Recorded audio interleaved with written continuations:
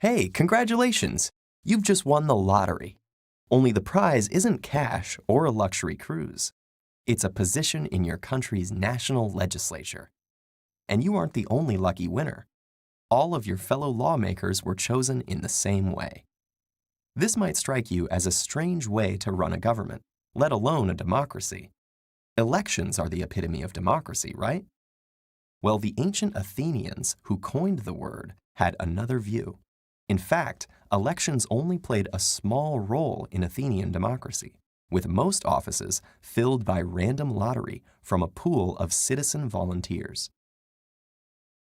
Unlike the representative democracies common today, where voters elect leaders to make laws and decisions on their behalf, 5th century BC Athens was a direct democracy that encouraged wide participation through the principle of ha boulamenos, or anyone who wishes.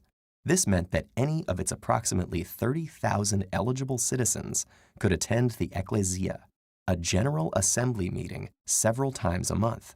In principle, any of the 6,000 or so who showed up at each session had the right to address their fellow citizens, propose a law, or bring a public lawsuit. Of course, a crowd of 6,000 people trying to speak at the same time would not have made for effective government.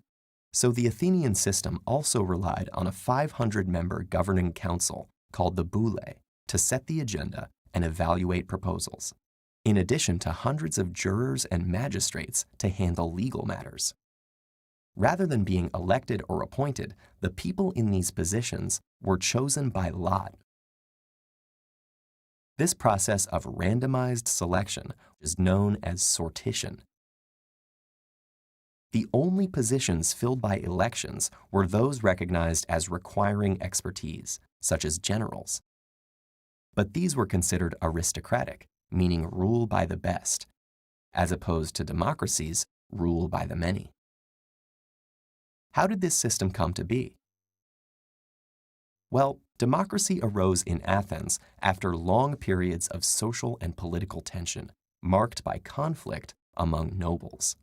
Powers once restricted to elites, such as speaking in the assembly and having their votes counted, were expanded to ordinary citizens, and the ability of ordinary citizens to perform these tasks adequately became a central feature of the democratic ideology of Athens. Rather than a privilege, civic participation was the duty of all citizens, with sortition and strict term limits preventing governing classes or political parties from forming. By 21st century standards, Athenian rule by the many excluded an awful lot of people.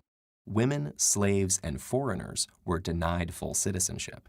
And when we filter out those too young to serve, the pool of eligible Athenians drops to only 10 to 20% of the overall population. Some ancient philosophers, including Plato, disparaged this form of democracy as being anarchic and run by fools. But today, the word has such positive associations that vastly different regimes claim to embody it. At the same time, some share Plato's skepticism about the wisdom of crowds. Many modern democracies reconcile this conflict by having citizens elect those they consider qualified to legislate on their behalf. But this poses its own problems, including the influence of wealth and the emergence of professional politicians with different interests than their constituents. Could reviving election by lottery lead to more effective government through a more diverse and representative group of legislators? Or does modern political office, like Athenian military command, require specialized knowledge and skills? You probably shouldn't hold your breath to win a spot in your country's government. But depending on where you live, you may still be selected to participate in a jury, a citizens' assembly, or a deliberative poll, all examples of how the democratic principle behind sortition still survives today.